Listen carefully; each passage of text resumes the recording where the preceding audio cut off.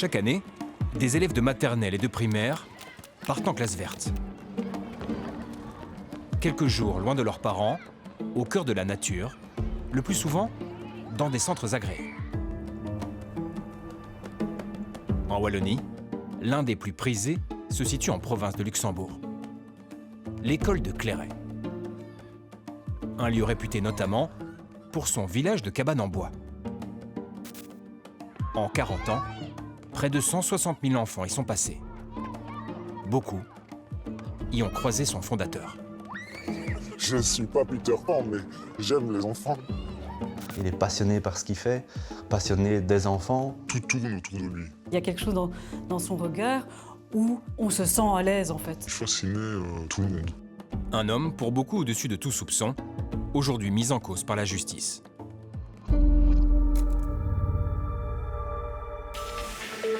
Le parquet de Marchand-Famenne a ouvert une instruction judiciaire pour atteinte à l'intégrité sexuelle sur mineur par une personne se trouvant dans une position d'autorité. Ils auraient été commis dans un centre qui organise des vacances et qui accueille des classes vertes.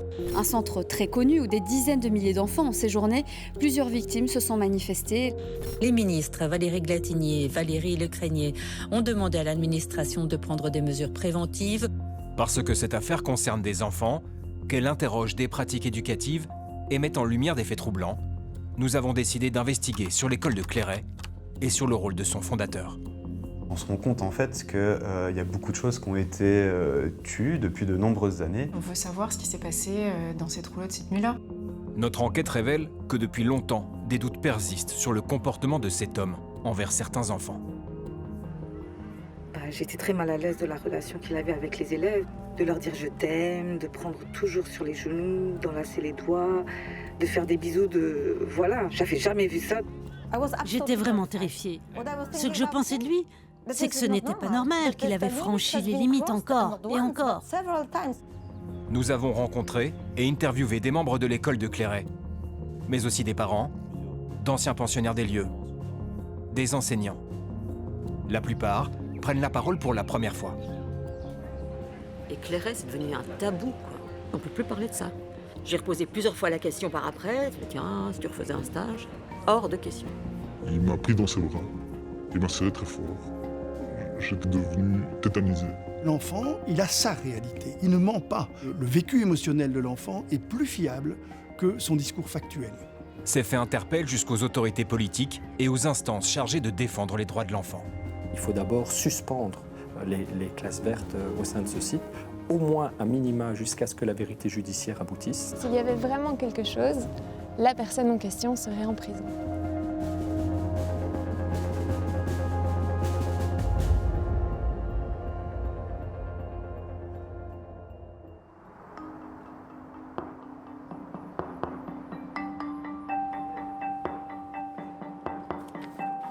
Notre enquête débute à l'automne dernier, lorsque plusieurs documents nous sont transmis.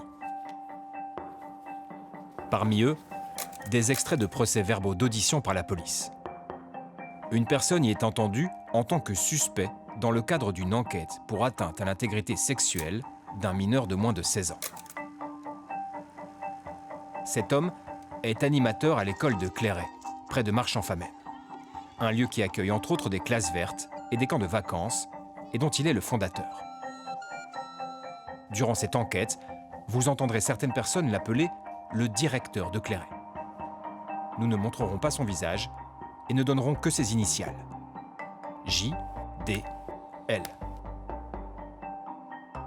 La victime présumée est un garçon de 8 ans. Nous l'appellerons Lucas, un prénom d'emprunt. C'est le premier enfant dont on vous racontera l'histoire dans cette enquête. Son séjour remonte à l'été dernier.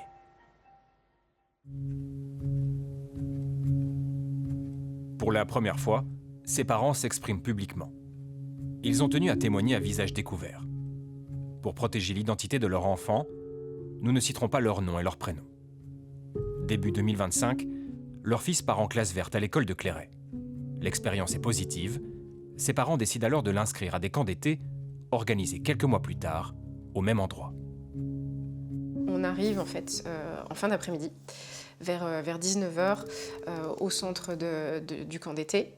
Et donc quand on arrive sur place, on est assez étonné que le directeur du centre traverse tout le centre pour venir nous accueillir, donne immédiatement son prénom et immédiatement lui dit devant nous qu'il l'aime, qu'il est très heureux de le voir. Je t'aime, je suis heureux de te voir, tu es mon frère, tu es mon petit frère, je suis très heureux de te voir.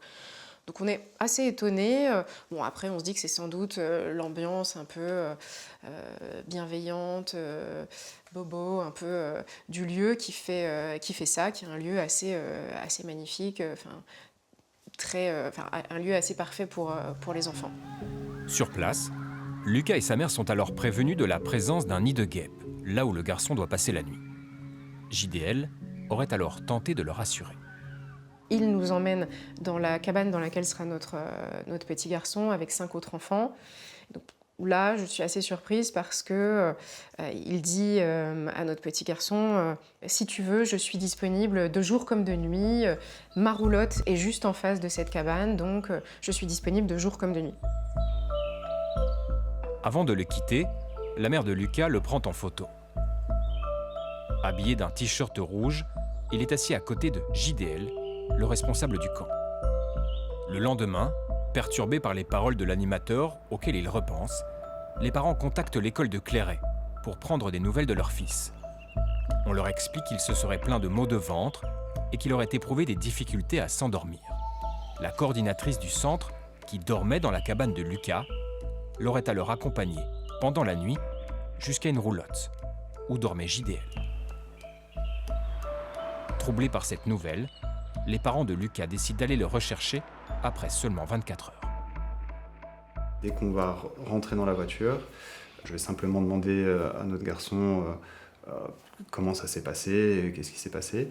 Et puis là, il va m'expliquer que le directeur du centre a voulu lui donner trop d'amour et que ça l'a fortement gêné et perturbé parce que c'était pas ce qu'il souhaitait et qu'il n'avait pas pu dire non compte tenu de l'aura et de l'autorité du directeur. Quand on est en voiture avec son enfant et que votre enfant vous dit ça, ça vous glace un peu le sang. Oui. Parce que les mots sont pas anodins. Donc c'est quelque chose qui nous a tout de suite alertés. Lucas donne à son père des détails sur la nuit passée dans la roulotte avec le responsable du camp. Ces éléments sont repris dans un procès-verbal que nous avons pu consulter. Pour préserver l'anonymat de certaines personnes, des noms ont été modifiés. L'accès au site de Clairet nous ayant été catégoriquement refusé, ce témoignage est reconstitué à l'aide d'images d'évocation. Lucas a dit que JDL n'arrêtait pas de lui faire des câlins dans la roulotte. Il a ajouté qu'il ne pouvait pas refuser car JDL était le chef du camp. Lucas ne pouvait mettre des mots correctement sur ce que JDL lui avait fait. Il a mimé des zones sur son visage où il était embrassé. Il a désigné le front, les 2 joues, le cou et le menton. Il a mimé également des gratouilles avec les 2 mains. Il m'a bien dit des gratouilles sur le corps. Lucas m'a expliqué qu'il avait reçu un médicament, blanc, sans goût, qui lui a permis de s'endormir plus rapidement. Dès son retour de Clairet, Lucas aurait brusquement changé de comportement. Dans les jours qui suivent, nous, on sent qu'il est très marqué. C'est-à-dire qu'il a un comportement qui est vraiment inhabituel. Il est renfermé. On voit qu'il réfléchit beaucoup. Il se torture un peu. C'est vrai que les 2 premiers soirs, ce qu'il n'a jamais fait, il n'a jamais fait depuis. Il va avoir comme des sortes de crises de panique, un petit peu d'angoisse. Il va avoir du mal à respirer. Il va se sentir mal tout d'un coup. Et donc ça, c'est vraiment dans les jours qui suivent. Ce qui nous inquiète aussi, quoi. Lucas est emmené chez une psychologue. Pendant la séance, elle lui propose d'exprimer par le dessin ce qu'il n'a pas osé dire à JDL durant la nuit passée dans cette roulotte. Il aurait alors dit « Arrête, arrête, non je ne veux pas, arrête ». Il aurait ensuite déchiré le dessin en affirmant ne plus jamais vouloir retourner à l'école de Clairet ni revoir son fondateur. Il nous dira d'ailleurs, il nous l'a dit plusieurs fois depuis, « Vous m'avez sauvé la vie ». On a été surpris la première fois qu'il nous a dit ça. Et il nous expliquait que voilà, s'il était resté en fait l'ensemble du séjour, en tout cas c'est son ressenti à lui, il aurait certainement atterri chaque soir dans cette roulotte. 36 heures après son séjour, Lucas et ses parents se rendent dans un centre de prise en charge des violences sexuelles. Une prise de sang est réalisée, sans révéler d'éléments à charge. D'autres examens sont pratiqués et conservés en vue d'une éventuelle transmission à la justice. Un signalement est envoyé aux autorités judiciaires. Les parents seront ensuite entendus par la police.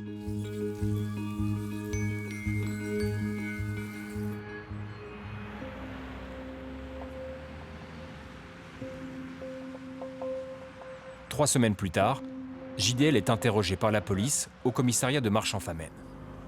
Voici des extraits de cette audition à laquelle nous avons eu accès. Là encore, certains noms ont été modifiés. Concernant Lucas, il semblerait qu'il ait passé une partie de la nuit du 14 au 15 juillet avec vous dans la roulotte. Pouvez-vous vous exprimer par rapport à cela? Je n'ai pas le souvenir que Lucas soit venu. Pour moi, il a dormi avec les autres enfants dans sa cabane avec la coordinatrice. Pour ce qui est du camp de Lucas, je dormais bien dans la roulotte. Encore une fois, je n'ai pas le souvenir que Lucas ait passé la nuit dans la roulotte. Si tel était le cas, je l'aurais accueilli de toute manière. S'il est arrivé dans la roulotte, c'est que la coordinatrice l'y a conduit. Est-il fréquent que des enfants passent la nuit ou une partie de la nuit avec vous dans la roulotte? Il arrive toujours qu'un enfant soit malade ou soit angoissé. C'est mon rôle en qualité de responsable du camp de prendre en charge ces enfants en difficulté pour soulager leur animateur responsable. Lucas a confié qu'il avait trouvé dérangeants les câlins que vous lui auriez donnés, dans la roulotte et même en dehors, lors des activités de la journée du mardi, comme des baisers sur la joue, sur la tête, des guilis dans le dos. Il était gêné par votre attitude, il déclare qu'il n'a pas osé vous dire que cela le dérangeait car vous étiez le chef du camp. Qu'avez-vous à dire par rapport à cela? C'est son interprétation, et je m'en excuse bien entendu. Je suis étonné de sa réaction. Je ne voulais pas lui faire du mal. Je fais des bisous à tout le monde. Par contre, je ne me souviens pas des guilis.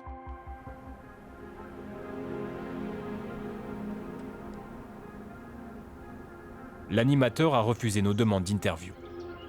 Après de nombreuses semaines d'échanges avec ses avocats et l'école de Clairet, nous avons pu rencontrer deux membres de l'ASBL. L'une des filles de JDL, qui est animatrice, et un collaborateur. Ils ont fixé des conditions et ont exigé de ne pas mentionner leur nom et prénom. À défaut de pouvoir accéder à l'école de Clairet, l'entretien se déroule dans un parc à Liège. Contrairement à ce que l'animateur déclarait à la police, il y a 8 mois, ils affirment aujourd'hui que Lucas a bien dormi une partie de la nuit du 14 au 15 juillet 2025 dans la roulotte. Comment est-ce possible qu'un enfant finalement de cet âge-là, il a 8 ans, soit emmené durant la nuit dans la roulotte d'un homme qui dort seul, d'un homme qu'il ne connaît que depuis quelques heures? Moi, j'aimerais poser la question à l'inverse. Comment ça se fait qu'un enfant qui se sent en insécurité dans le lieu où il dort, et alors moi si je peux remettre un contexte, il se sentait en insécurité parce qu'il y avait un nid de guêpes qui était pas loin, ne puisse pas avoir un lieu plus sécurisant dans lequel dormir, et comment ça se fait qu'on ne considère pas ça normal qu'il y ait un adulte qui dorme avec lui? Et en plus, ce lieu est clairement l'infirmerie, c'est clairement un lieu ouvert, c'est clairement un lieu... Enfin voilà, c'est pas la roulotte du directeur, ça c'est hyper important à recontextualiser. Est-ce que le responsable du camp, à ce moment-là, donc votre père, a dormi allongé à côté de l'enfant, l'embrassant sur certaines parties de son corps, de son visage, ou le caressant sur certaines parties de son visage? Est-ce que c'est faux ou est-ce que c'est vrai? Est-ce qu'on a le droit de savoir d'où vous tenez ces informations-là? Je ne pourrais pas vous le dire, malheureusement. Ok, pour ma part, j'étais pas dans la roulotte. Franchement, on peut pas dire si c'est vrai ou si c'est faux. On peut dire qu'on est étonné, mais... Par contre, il y a quand même quelque chose. On peut pas dormir dans la même couchette que l'enfant dans cette roulotte. Oui, c'est vrai que là, c'est ce des serait couchettes intéressant de qui voir, font ça, quoi. Ouais. Donc ça, De c'est voir le un fait contexte. que vous pouvez observer. Et si vous le pourrez un jour, ce serait bien. Même moi, j'aimerais bien savoir que l'enfant nous montre dans quel lit il a dormi. En tout cas, on est de tout cœur avec cette famille. On entend bien que c'est important de pouvoir porter plainte. On a envie d'être à l'écoute des parents et on n'était pas dans la roulotte. Lors de son audition, JDL est également interrogé sur le médicament qu'il aurait donné à l'enfant de 8 ans. À la lecture du procès-verbal d'audition, ses déclarations sur ce point semblent évoluer au fil des questions du policier. auriez-vous donné quelque chose à Lucas lorsqu'il a été amené auprès de vous dans la roulotte? En règle générale, si un enfant exprime une douleur physique, je pourrais lui donner 250 mg de paracétamol. Pour autant que la fiche médicale ne renseigne pas une intolérance. Lucas a dit à ses parents ainsi qu'à nous en audition vidéo filmée que vous lui auriez donné un médicament blanc sans goût à sucer. Qu'en est-il? Si un enfant se plaint d'un mal de ventre, j'ai des pastilles homéopathiques que je donne. Effectivement, je comprends mieux maintenant. Le fondateur de l'école de Clairet est représenté par 3 avocats, parmi lesquels Carole Paille. Nous lui avons soumis certaines accusations qui visent directement son client. Alors, moi, je ne vous parlerai pas des faits du dossier. À ce stade-ci, il y a le secret de l'instruction, je suis tenue au secret professionnel, donc ça, je ne vous donnerai pas d'éléments par rapport à ça. Pour autant, est-ce qu'il y a une déclaration de votre client, une position de votre client? La position de mon client, elle est très claire. Il conteste fermement les accusations qui sont portées contre lui.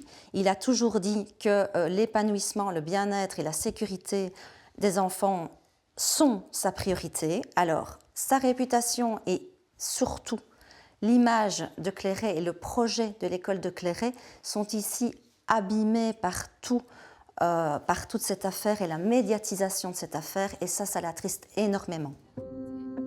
L'animatrice de Clairet dit se souvenir de Lucas lors de son passage au camp d'été en 2025. Nous lui avons demandé de réagir aux déclarations du garçon qui affirme avoir reçu un médicament dans une roulotte. En fait, c'est délicat parce que là, vous donnez des termes qui sont quand même pas si utilisés. La roulotte d'un homme, par exemple, donc ici, on peut recontextualiser. Si mon enfant me dit qu'il a dormi à l'infirmerie parce que... Enfin, en fait, je ne sais pas ce que l'enfant a dit, mais si, comme vous me relayez là, je remets en question. Est-ce qu'il l'a vraiment présenté comme la roulotte du fondateur, du responsable du camp? Est-ce qu'il a parlé de ce médicament comme quoi ça l'avait aidé à l'endormir? Est-ce qu'il a un peu expliqué c'était quoi ce médicament? Est-ce qu'il a expliqué comment il s'est senti le lendemain? Parce que finalement, c'est ça qui est intéressant. Moi, je me rappelle de cet enfant. Ça est décrit effectivement, notamment dans des procès-verbaux, oui, tout à fait. Super, du coup... Mais si ces procès-verbaux donnaient un résultat d'observation de danger à l'école de Clairet, mais la justice n'aurait pas attendu. C'est clair. Pour un cas aussi grave. Les faits décrits dans ces procès-verbaux contrastent avec l'excellente réputation de l'école de Clairet, que JDL dirige avec, entre autres, plusieurs membres de sa famille. Clairet, c'est une ASBL subsidiée et reconnue comme centre de jeunes par la Fédération Wallonie-Bruxelles. En 2025, le centre a reçu plus de 230 000 € de subsides. Certifiés association environnementale par la région wallonne, les lieux ont fait l'objet de nombreux reportages diffusés sur la RTBF. Celui qui sait faire le silence, il est protégé de la vie. C'est pas moi qui l'ai dit, c'est Gandhi. Parce que quand on fait le silence, on sait écouter. Si on sait écouter, on sait se faire des amis. Clairet, qui existe depuis 40 ans, se distingue par son projet éducatif qui repose sur l'émerveillement, le respect de la nature, la solidarité et l'épanouissement de chaque enfant. Un projet expliqué par JDL dans cette vidéo promotionnelle. Le projet était de vivre intensément et intelligemment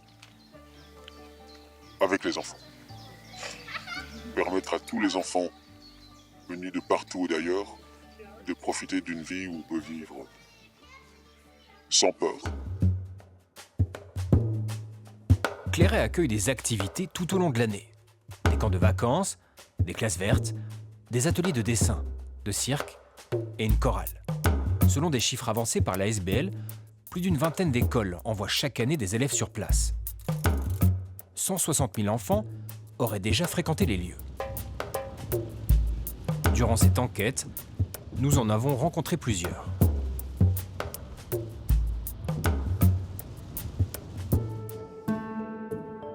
Robin Arcaille connaît JDL depuis 26 ans. Il a participé à de nombreux camps en tant qu'enfant, animateur et employé. Nous parlons avec lui du village de Cabane-en-Bois et de la roulotte évoquée dans les médias et par des témoins. Certaines accusations se concentrent sur cette roulotte. Vous la connaissez, cette roulotte? Oui, donc Ça m'a un peu fait rire, entre guillemets rire, parce que cette roulotte, oui, je la connais bien. C'est une roulotte qui est souvent placée dans le village en bois. Elle est au milieu du village en bois, elle est centrale, cette roulotte, et elle sert de QG au niveau... C'est une roulotte un peu plus confortable, puisqu'il y a des lits en dur, il y a des couvertures, il y a la pharmacie quand on se blesse. Donc c'est assez central. Il dort, c'est l'endroit où on sait qu'on peut le trouver. Hein, c'est important de pouvoir, en pleine nuit, savoir où est le responsable du camp. Il dort seul? Il dort normalement seul, oui. Et donc cette roulotte est tout à fait ouverte à tout moment du jour et de la nuit, et elle se trouve à côté des cabanes, à 5 mètres des cabanes. Quelle est votre réaction quand vous entendez tout ce qui se passe maintenant? Alors ma réaction par rapport à ce qui se passe maintenant, c'est qu'il y a une enquête en cours, et donc les personnes qui ont porté plainte sont sûrement inquiètes. Et donc ça, je le respecte et je l'entends. Hein, parce que je peux comprendre que d'un œil extérieur, ces comportements puissent faire peur. On puisse se demander, tiens, mais est-ce qu'il n'y a pas une dérive derrière, hein, parce que c'est tellement inhabituel finalement que c'est légitime de se poser des questions. Et donc, j'entends cette crainte-là. Qu'est-ce qui est inhabituel? Selon les faits que j'ai lus dans les médias, il y aurait des bisous non consentis ou même des « je t'aime ». Moi, des « je t'aime », j'en ai pas entendu vers des enfants. C'est plutôt des paroles valorisantes, comme « tu es le plus bel enfant du monde », des choses comme ça. C'était certainement pas tabou ou secret. JDL dit aimer les enfants et le revendique haut et fort. Mais certaines questions se posent. A-t-il eu des comportements inappropriés avec certains enfants? Est-il allé trop loin? Ou s'agit-il de gestes et de paroles mal interprétés? Ce qui est certain, c'est que son attitude interpelle, notamment des enseignants présents lors de classes vertes. On l'avait trouvé spécial, quoi. Peut-être un peu trop... Je sais pas comment expliquer, peut-être trop proche à certains moments. Juste que pour moi, il faut s'intéresser au cas, c'est tout. Lors de son audition par la police, JDL est entendu en qualité de suspect d'agression sexuelle, non pas sur un, mais sur 2 enfants différents. En effet, en plus de Lucas, le nom d'un autre garçon apparaît. Il a séjourné à Clairet en juin 2023. Âgé de 6 ans, à l'époque, il est scolarisé dans le Brabant wallon. Nous l'appellerons Victor. Lui n'a pas dormi dans la roulotte du camp de cabane. Selon nos informations, il aurait été perturbé par des propos que l'animateur aurait tenus à son égard pendant les classes vertes. Des mots comme « je t'aime » ou « c'est un secret ». Une plainte a été déposée en 2024. Voici ce qu'en dit l'animateur lors de son audition. Il ressort des renseignements collectés que vous auriez été particulièrement plus attentif, voire attentionné, vis-à-vis de ces 2 enfants, occasionnant à Victor et Lucas un malaise. Il vous est reproché par les parents de ceux-ci un comportement très ou trop tactile, comme des baisers et des caresses. Des paroles comme « je t'aime » ou « tu es mon petit frère » prononcées à ces enfants auraient fortement dérangé ceux-ci d'une part et leurs parents d'autre part. Pouvez-vous vous exprimer à ce sujet? Je suis attentif à tous les enfants. Je n'ai aucune mauvaise intention vis-à-vis d'eux et certainement pas sensuelle. Ce sont des petits enfants. Lorsqu'ils me sautent dans les bras, je ne les repousse évidemment pas. Par rapport aux bisous, je ne vois rien de criminel à cela. Je n'embrasse pas un enfant sur la bouche. Par rapport aux caresses, vous me parlez de guili-guili. C'est possible, même si ce n'est pas mon habitude. Je n'en vois pas l'intérêt. Pour ce qui est des paroles, je t'aime ou tu es mon petit frère, c'est vrai, je le dis à tout le monde. Lors de cette audition, les autorités judiciaires mettent clairement en garde JDL par rapport à son comportement. Les autorités judiciaires vous demandent de mesurer, voire de réfréner vos gestes affectueux envers les enfants, sous peine de voir d'autres parents ou enseignants dénoncer à nouveau des attitudes similaires et risquer ainsi d'initier de nouvelles enquêtes à votre encontre. Pouvez-vous le comprendre? Je le comprends, mais je reste ce que je suis. Après ce qui s'est passé pendant les classes vertes de Victor, en 2023, la direction de son école, l'école des Bruyères, ouvre une enquête interne. Enseignants et élèves sont invités à exprimer leurs ressentis par rapport à l'école de Clairet. nous avons pu consulter une partie du dossier. Des témoignages évoquent une proximité jugée excessive. Des gestes d'affection sans consentement ou du malaise, faisant naître chez certains parents la crainte de faits plus graves. Ce dossier met en lumière 3 situations distinctes, impliquant 3 autres garçons, tous confrontés au comportement de JDL. Le premier témoignage est celui d'une institutrice profondément marquée par son expérience à Clairet. Ses propos sont ici rejoués par une comédienne. J'ai vu plusieurs fois un enfant avoir des passe-droits qui lui donnaient ce rôle de chouchou. JDL lui faisait beaucoup de câlins, de bisous, lui disait « je t'aime ». Il ne demandait pas la permission. Il n'était pas juste dans le consentement. Tout le séjour, j'étais en alerte, sur mes gardes. J'ai eu un mauvais sentiment tout le long du séjour. J'en ai parlé à tous mes amis et tout le monde me disait que c'était pas normal comme comportement. Je me suis promis de mettre mon veto si on parlait de retourner là-bas. Personnellement, je veux plus jamais y retourner.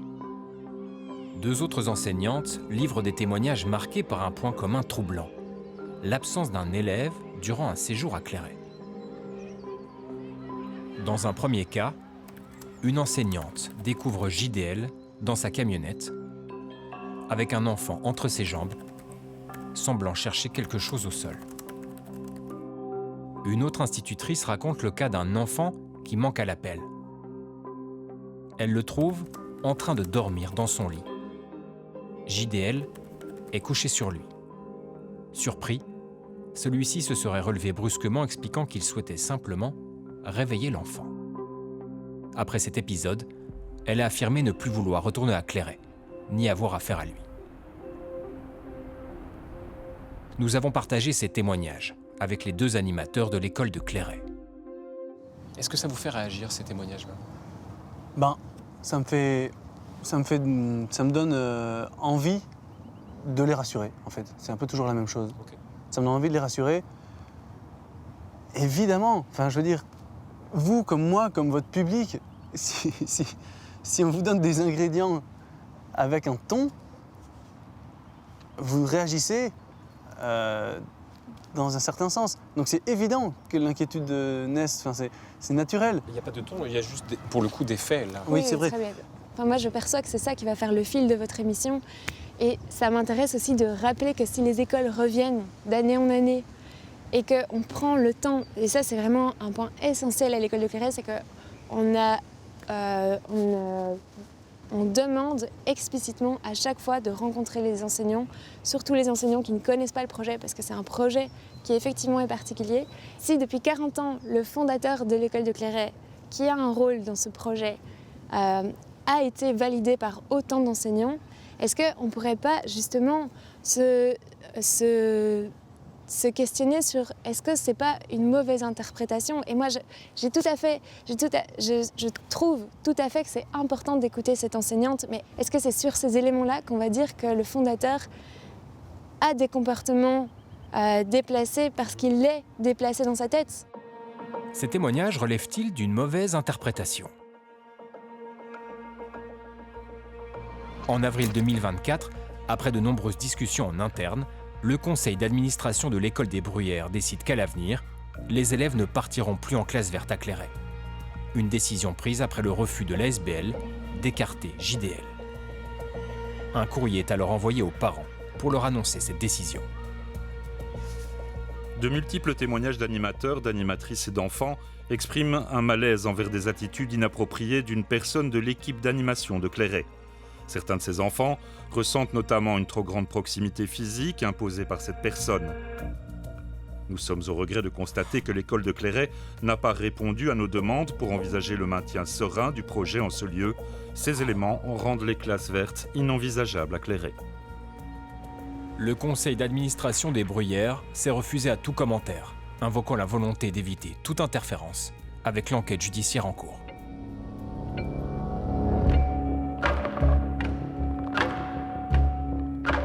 Les éléments du dossier des Bruyères font donc apparaître 3 enfants supplémentaires. 3 enfants au cœur de témoignages précis d'enseignantes. Comme Lucas et Victor, il s'agit selon nos informations de garçons, âgés de 5 à 8 ans au moment de leur séjour. Ils viennent de Bruxelles et du Brabant wallon. Il se fait que tous les enfants qui sont mentionnés et dont on parle jusqu'à présent sont des garçons. Ils sont tous âgés de 5 à 8 ans. On parlait de hasard. Moi, si je peux parler, je pense que les classes vertes, déjà, c'est rare les classes vertes qui ont une verticalité dans les âges. Donc, il y a des fourchettes. On parle de classes vertes et de camps de vacances.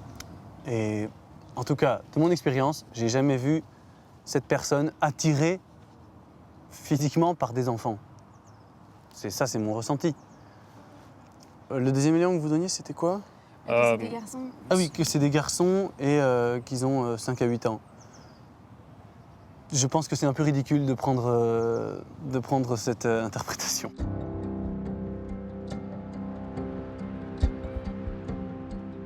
Fin 2025, les cas de Victor, de Lucas et plusieurs éléments du dossier constitué par l'école des Bruyères se retrouvent sur le bureau du délégué général aux droits de l'enfant, Soleiman Lagdim. Sur base des éléments en sa possession, il décide d'interpeller les autorités judiciaires et politiques. Inquiet, il préconise une suspension des classes vertes à Clairet. Vous savez, lorsque il y a des milliers d'enfants qui vont chaque année en classe verte ou en stage d'été sur le site de Clairet. Donc, je ne sais pas si le directeur est coupable, je n'ai pas une boule de cristal et malheureusement je ne peux pas mener ces investigations, mais ce que je sais, c'est qu'il y a des indices, des présomptions en tout cas, qui viennent de différents canaux. Et il y a toute une série de faits qui questionnent, en tout cas même d'un point de vue pédagogique. Donc s'il n'y a pas d'infraction pénale, d'un point de vue pédagogique, il y a toute une série de choses qui ne vont pas. Le comportement, en fait, la façon dont on agit, des choses qui ne seront peut-être pas répréhensibles sur le côté pénal, peuvent quand même poser problème par ailleurs. Bien sûr, elles peuvent même aboutir à soit des mesures disciplinaires, soit à stopper l'agrément de ce service. Ce service est subsidié par la Fédération Wallonie-Bruxelles. Donc à un moment donné, si on n'est pas conforme aux projets pédagogiques ou aux valeurs qui sont défendues par la Fédération Wallonie-Bruxelles, on peut couper les subsides, bien entendu. Le 16 janvier 2026, un communiqué des ministres de la Jeunesse et de l'Éducation annonce la volonté de la Fédération Wallonie-Bruxelles de se constituer partie civile dans une enquête en cours pour faits de mœurs présumés.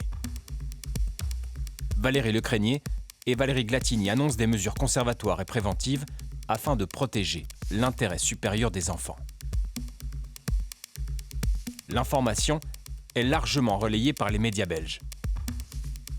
Dans le même temps, un intense lobbying s'organise pour défendre l'école de Clairet et son fondateur. Plusieurs rédactions, dont celle de la RTBF, sont directement contactées par des collectifs de soutien. Sur les réseaux sociaux, de nombreuses voix prennent position en faveur de JDL. Je doute fort que le directeur de ce camp ait fait cela.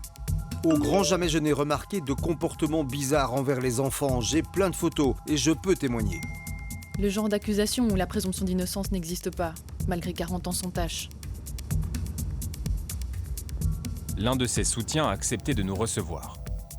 Philippe Ouansart et sa compagne, Cathy Van de Zandt, connaissent les lieux depuis de nombreuses années. Ils disent accorder toute leur confiance à l'animateur.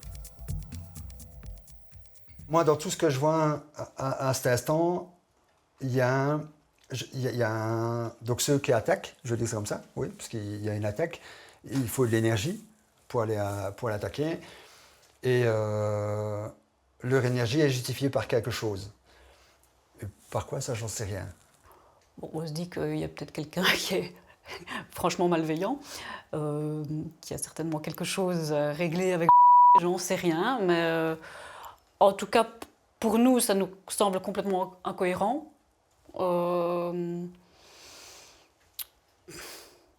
Oui, c'est plutôt de l'étonnement, un sentiment de grande injustice aussi quand même, parce que quand on voit tout le travail qu'il a fait pendant ces 35 ans, que ça a brassé des milliers de personnes, s'il en est arrivé là, je pense que c'est pas par hasard, c'est que vraiment il y a un travail vraiment de fond et un travail de confiance en tout le projet. Et je pense que s'il y avait eu des choses, ne fût-ce que pas très honnêtes de sa part, ça n'aurait jamais brassé autant de monde. Je pense qu'il y aurait il y aurait une réalité, elle serait déjà là. Voilà. Ouais. Ce serait déjà sorti si c'était oui, certainement. Philippe Ouansart et Cathy Van de Zandt font partie des quelques 1900 signataires d'une pétition en faveur de l'école de Clairet. Elle accompagne une lettre ouverte de soutien qui défend la pédagogie de la SBL et qui remet en question le traitement médiatique de cette affaire. Les faits relatés sont somme toute banals pour quiconque a fréquenté l'école de Clairet. Un enfant malade a reçu un médicament homéopathique et s'est installé dans la roulotte.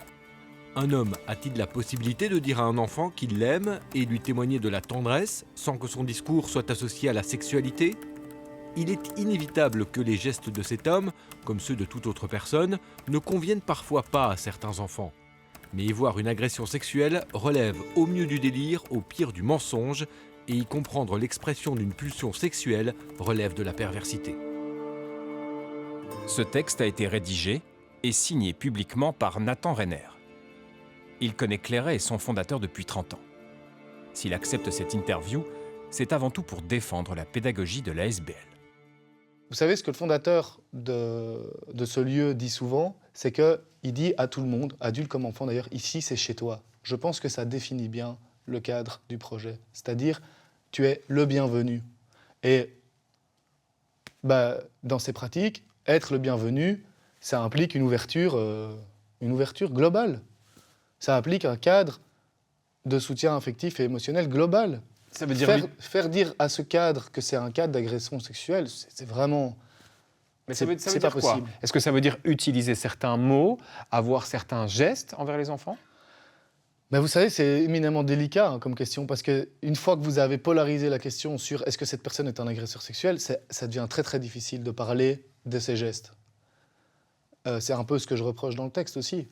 Et que moi, j'invite à ce qu'on parle de la pédagogie, à ce qu'on parle de nos comportements avec les enfants, à ce qu'on parle de comment on fait pour faire de la prévention contre les climats incestuels qui sont la plupart du temps dans les cadres familiaux, etc. J'invite à ce qu'on se pose la question de dire est-ce qu'il y a un climat incestuel à l'école de Clairet ? Je pense que beaucoup de gens vous diront que non, y compris des professionnels de l'enfance qui fréquentent le lieu et qui ont un regard de psychopédagogue sur le lieu. Je pense qu'il faut entendre cette notion d'amour comme l'accueil inconditionnel des enfants dans leur spécificité et comme un soutien affectif et émotionnel à ces enfants. Ça s'arrête là. Si vous voulez essayer de faire dire à ces gens que ce qu'ils font, c'est de la perversion sexuelle, vous allez avoir beaucoup de gens qui ne vont pas être d'accord avec vous. Nathan Renner souhaite laisser la justice faire son travail sereinement. Le contenu de son texte est largement relayé par les défenseurs de l'école de Clairet, comme en témoigne le soutien massif à la pétition et les centaines de commentaires allant dans le même sens. Cette lettre ouverte, comme les nombreuses réactions qu'elle a suscitées, les parents de Lucas les ont lues. Plusieurs mois se sont écoulés depuis son séjour à Clairet. C'est difficile à lire quand on sait ce que notre enfant a traversé, comment ça l'impacte, comment c'est en train de changer sa vie, comment ça change la nôtre. Vous pouvez imaginer ce que ça fait quand votre enfant vous dit « Maman, je ne veux plus exister, j'ai trop de malheur ». Donc je pense qu'il faut comprendre aussi que lui, il a cette souffrance-là. Il n'a toujours pas fait une nuit dans son lit aujourd'hui. Voilà. Parce qu'il n'arrive pas à dormir seul, parce qu'il a peur. Il a peur qu'on vienne l'enlever, il a peur dans des endroits qui sont fermés. Il a peur parce qu'il cherche toujours une voie de sortie. Voilà, toutes les angoisses qui sont les siennes aujourd'hui. Ces deux parents cherchent à comprendre ce que leur fils a vécu à Clairet. Nous allons découvrir qu'ils ne sont pas les seuls à s'interroger.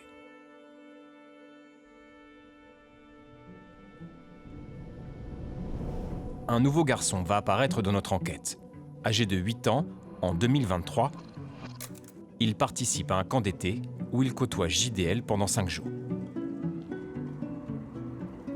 Sa mère, que nous appellerons Sophie, a accepté de nous raconter son histoire. Pour préserver son identité, ses propos sont rejoués par une comédienne. Au moment, en tout cas, de dire au revoir, je dis viens, on va dire au revoir à JDL. Ce qu'on fait généralement toujours. Et là, il n'a pas du tout voulu. Il l'a contourné parce que JDL était là avec des gens autour, des enfants, des parents autour de lui. Et donc, il l'a contourné vraiment. Et donc, on part du camp Et donc là, dans la voiture, c'est vrai que là, il a fait une colère sur le trajet. Je me suis dit, mais qu'est-ce qui se passe, quoi? Probablement un truc qui a dû lâcher. Je ne sais pas, mais je le reconnaissais pas.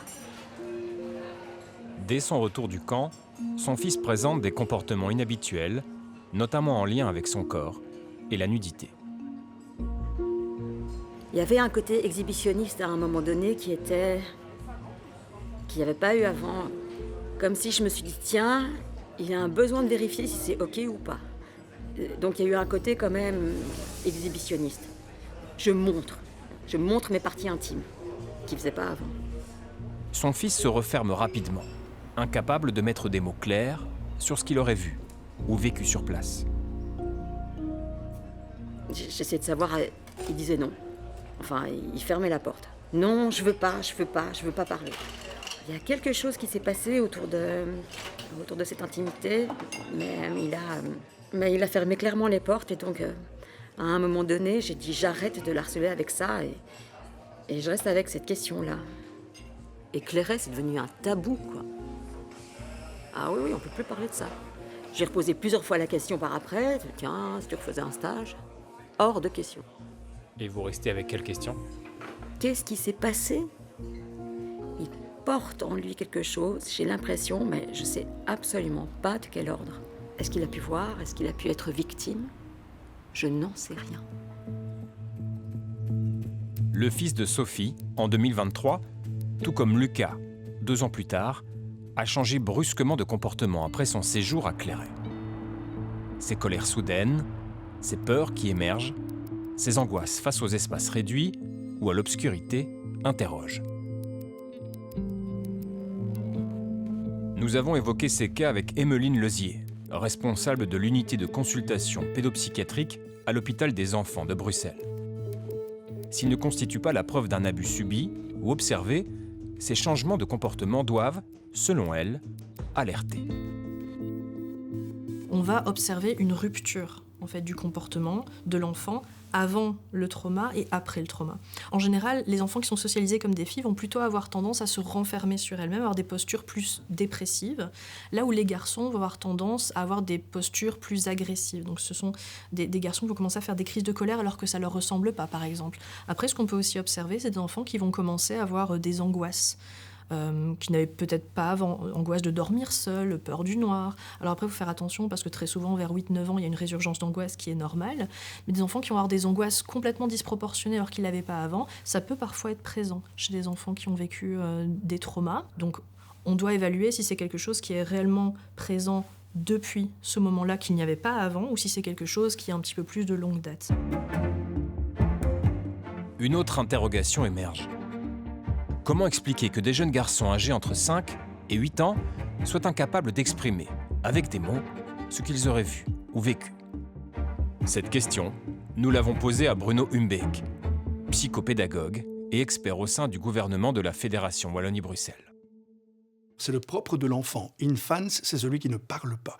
Et donc, à l'origine, l'enfant a beaucoup moins de mots que l'adulte pour dire des choses. On ne peut pas imaginer un enfant de cet âge-là donnant, par exemple, des témoignages tout à fait précis, en nommant les organes, en nommant ce qui a été fait, etc. Il va avoir des impressions d'infraction ou d'effraction d'un certain nombre de ces zones corporelles dans lesquelles il s'est senti mal parce que il y a eu une effraction qui n'était pas souhaitée par lui, qui n'était pas désirée par lui et qui était réalisée dans un climat ambigu. Ça, l'enfant va pouvoir très très vite dans son développement le manifester. Quelle importance donner à ces changements brutaux de comportement? Quel crédit apporter à la parole des enfants ou à celle des enseignants? Dans l'école de Lucas, que nous appellerons l'école S, plusieurs instituteurs ont tenté par le passé de dénoncer des comportements qu'ils jugeaient problématiques. Cela s'est notamment déroulé en février 2025, lors de classes vertes à Clairet.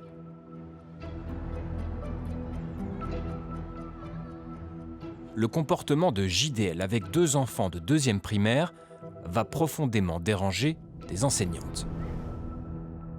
Voici leur témoignage, rejoué au mot près. JDL a directement et très clairement montré sa préférence pour 2 garçons. Il les prenait constamment dans les bras, sur ses genoux. À part ses chouchous, il ne portait pas les autres. Il passait dans les couloirs au moment des douches. À notre retour, ma collègue a directement averti notre directeur de nos ressentis des faits et avons toutes deux demandé que le sujet soit traité en réunion d'équipe. Pour moi, il était inimaginable de remettre des enfants dans ce lieu.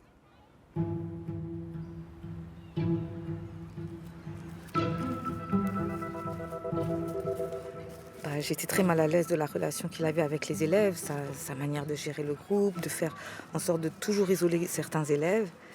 Toujours les mêmes, toujours deux petits garçons de ma classe. De prendre des élèves sans me le dire, de leur dire je t'aime, de prendre toujours sur les genoux, d'enlacer les doigts, de faire des bisous, voilà, c'était pas... Enfin, j'avais jamais vu ça dans tous les voyages qu'on a fait. Une fois, il a sorti, sans que je le voie, 2 élèves de mon groupe, toujours les mêmes, par la porte de la cuisine pendant qu'on mettait la table. Et je les ai retrouvés assis sur un cheval, tout près de l'endroit où on était. Et ils prenaient des dizaines de photos d'eux, assis sur le cheval. Et c'est là que j'ai été un peu sèche en disant « Maintenant, je veux les photos ».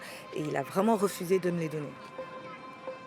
Et puis j'étais en hypervigilance, de jour comme de nuit.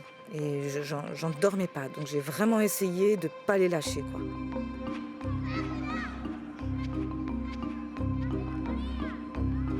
Nous avons présenté ces témoignages d'enseignantes aux représentants de l'école de Clairet.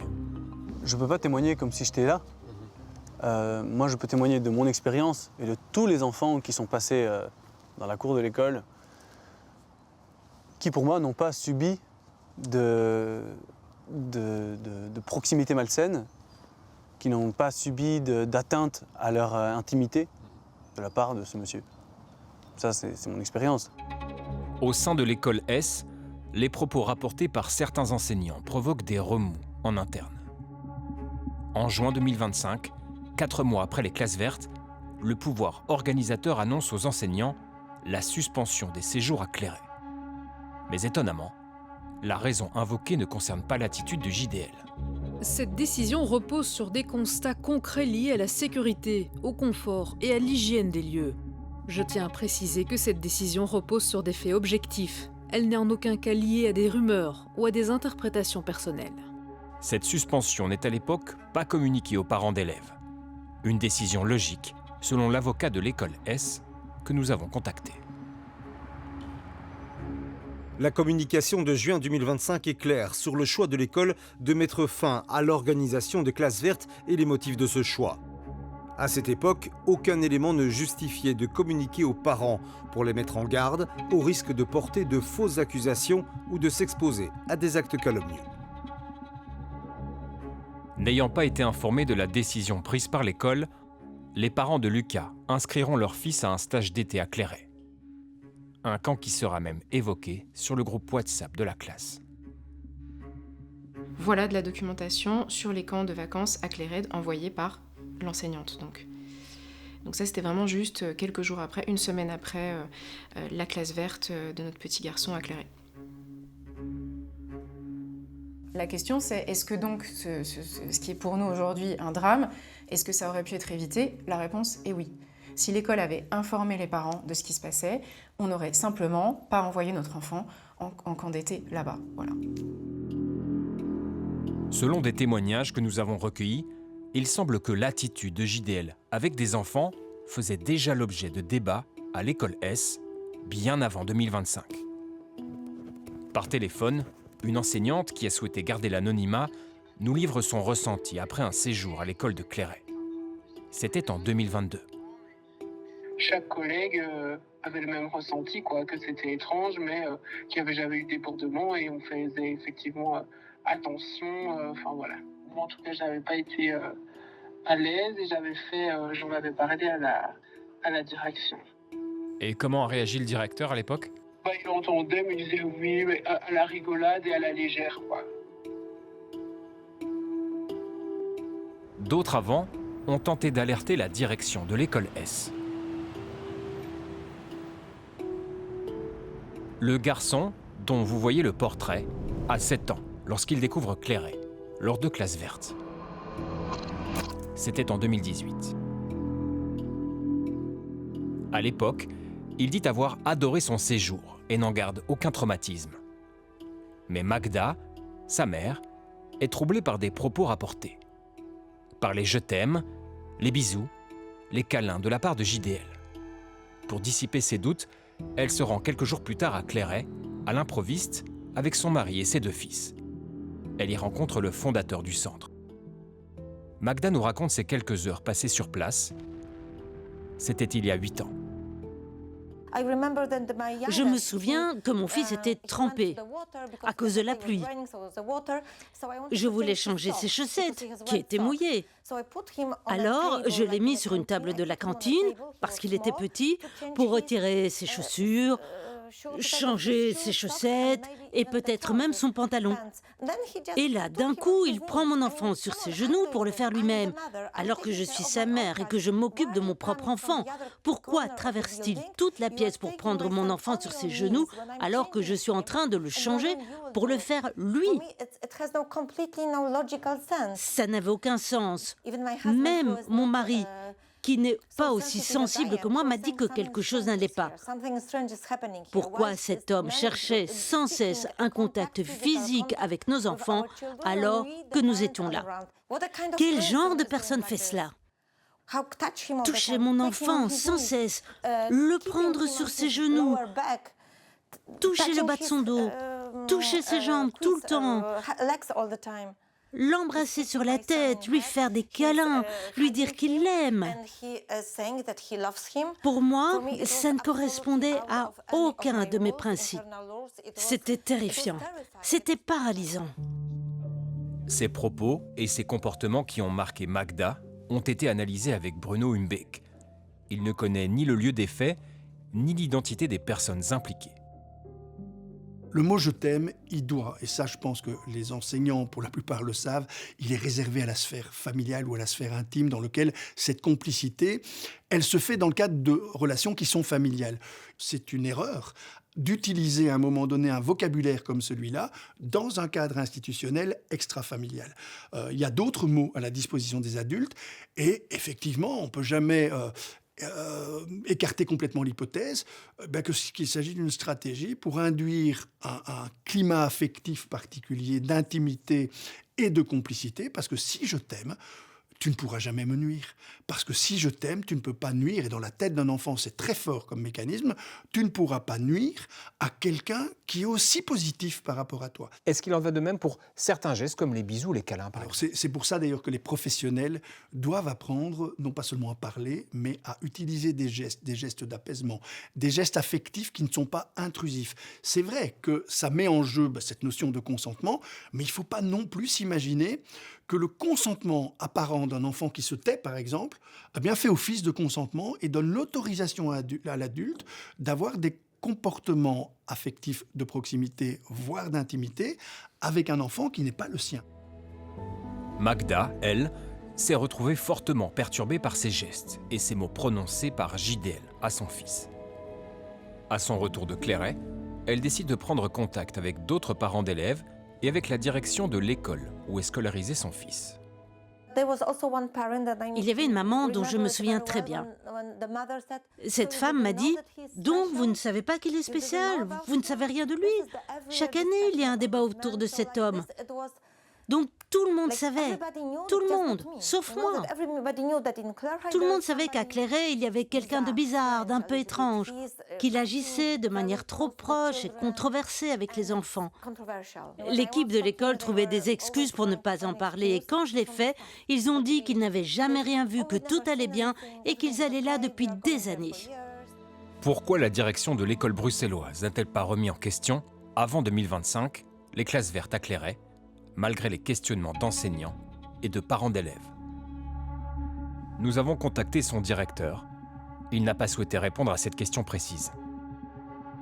Pour l'avocat de l'école S, si le ressenti de Magda était légitime, il ne justifiait pas, à l'époque, de mettre fin au séjour à Clairet, apprécié, selon lui, par de très nombreux élèves et accompagnants. On se rend compte en fait qu'il y a beaucoup de choses qui ont été tues depuis de nombreuses années et qui sont contraire au bon sens et au principe de précaution. Et les parents auraient dû être informés. Ça fait déjà depuis longtemps que l'école aurait dû prendre des mesures. Je crois qu'il y a une peur de s'opposer, de faire des vagues, de mettre en doute. Il y a une sorte de tabou par rapport à ça, clairement. Et je pense que si nombre d'écoles n'ont jamais franchi ce pas, comme d'autres qui ont eu le courage de le faire, c'est aussi cette peur-là qui joue. On ne veut pas en parler, on ne veut pas créer de vagues, on ne veut pas. Mais c'est un copain peut-être. Enfin, il y a tout un environnement propice en fait à ce que les choses se perpétuent sans qu'elles soient jamais remises en question. Au fil de notre enquête, nous avons identifié 9 garçons. Tous ont séjourné à Clairet et côtoyé son fondateur entre 2018 et 2025. Aujourd'hui, ils sont encore mineurs. Mais il nous reste un témoin. Lui est majeur. Il va nous raconter son histoire, une histoire plus ancienne. Pour comprendre le parcours de celui que nous appellerons Thomas, un prénom d'emprunt, il faut remonter plus de 30 ans en arrière. Aujourd'hui âgé d'une quarantaine d'années, cet homme occupe une fonction importante au sein des autorités publiques. À l'époque, il a 8 ans lorsqu'il participe à plusieurs classes vertes et stages à Clairet. Il explique avoir reçu une attention particulière de JDL. Il développait quelque chose du sentiment amoureux, quoi. Comme si il était créé un lien affectif d'amour, mais d'amour, un amour qui n'est pas OK entre un enfant de 8 ans et un adulte, quoi. Thomas se souvient des nuits passées dans le bâtiment principal de l'école de Clairet et des gestes de l'animateur à son égard. Le soir, avant de s'endormir, je me souviens que quand c'était en groupe, je me souviens qu'il venait se coucher à côté de moi, dans mon lit en fait. C'était le lit d'une personne. Et qui mettait sa main sur moi, qui faisait des caresses, des bisous dans le cou. Complètement inconfortable quand j'y repense. Mais je me souviens aussi que, à plusieurs reprises, je me suis retrouvé tout seul avec lui, notamment un soir. Il était venu me chercher juste moi, sans raison particulière, apparente. Et il m'a descendu dans une chambre à part, où il m'a demandé de me coucher là, de dormir là. Il s'est endormi à côté de moi.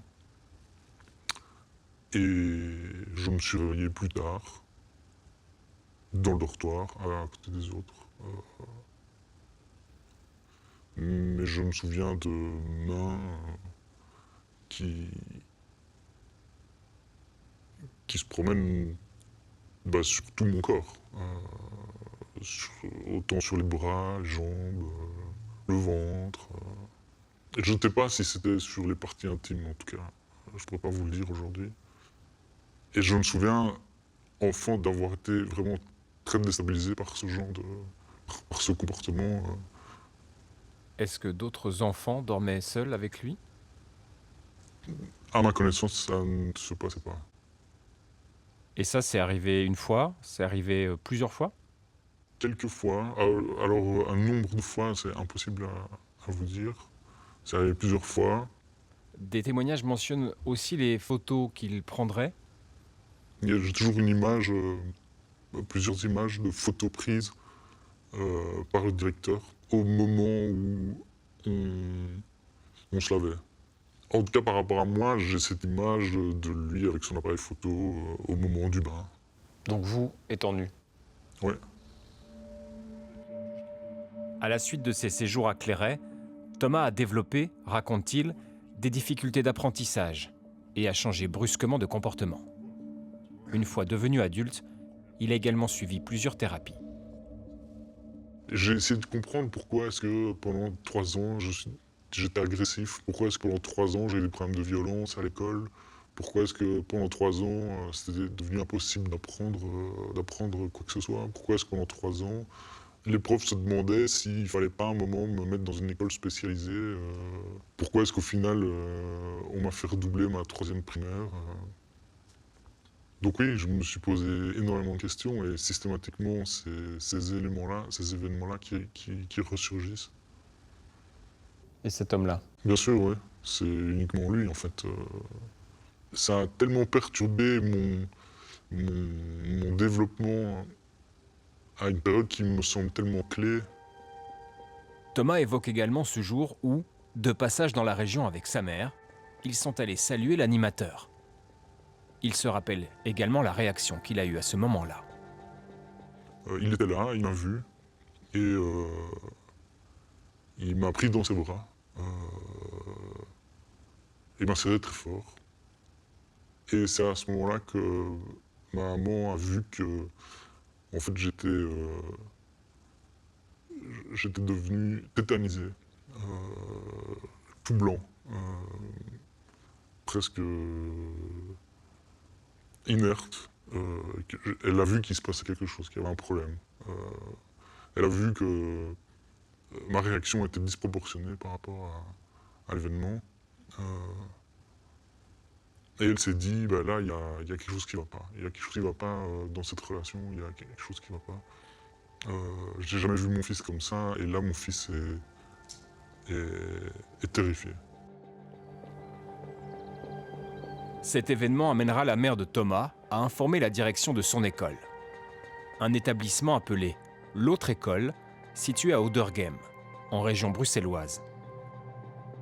JDL sera alors amené à s'expliquer sur place, notamment sur son attitude avec des garçons.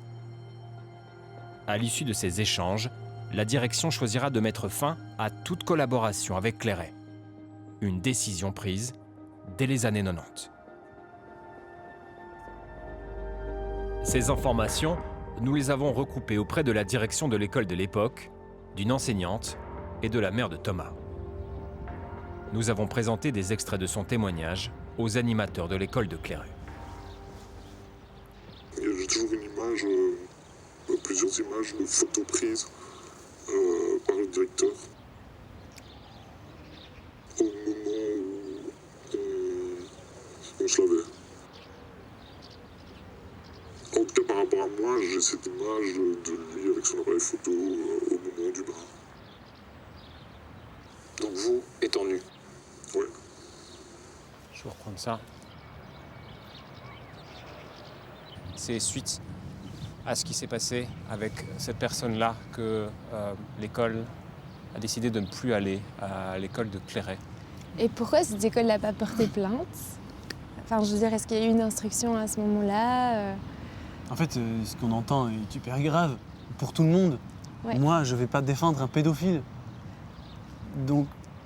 Mais par contre, je serais intéressée vraiment de connaître le contexte, de connaître l'histoire. Je vais peut-être d'abord vous demander comment est-ce que vous réagissez quand vous écoutez tout ça. Bah, franchement, moi, je suis étonnée parce qu'il y a des éléments qui, par exemple, de photos nues, des éléments d'un enfant dépassé, de caresses, de leur... En fait, ici, je serais très heureuse que cette personne puisse porter plainte. Et même si c'était il y a 35 ans... Les faits sont prescrits. Les faits sont prescrits, mais je serais très heureuse en tout cas que cette personne puisse venir en discuter et en discuter avec finalement le fondateur. Mais par contre, moi je suis vraiment étonnée. Je suis vraiment étonnée. En tout cas, comme on vous l'a dit, toute personne dans l'équipe, moi comprise, on est aligné sur l'évidence et l'importance que la protection de l'enfant soit respectée. Et donc cet enfant, qui était un enfant il y a 35 ans, c'est essentiel que ce soit pris en compte. Je veux dire là-dessus, nous, on est vraiment hyper alignés là-dessus. La fille du fondateur de Clairet dément les propos tenus par Thomas, comme elle l'a fait pour tous les autres cas que nous lui avons présentés. Au moment de terminer cette enquête, nous avons appris que de nouveaux témoignages avaient été transmis au délégué général aux droits de l'enfant. Ils évoqueraient, une fois encore, des comportements jugés inappropriés de JDL, des baisers, des paroles, des gestes qui auraient suscité le malaise chez des enfants et l'inquiétude chez leurs parents.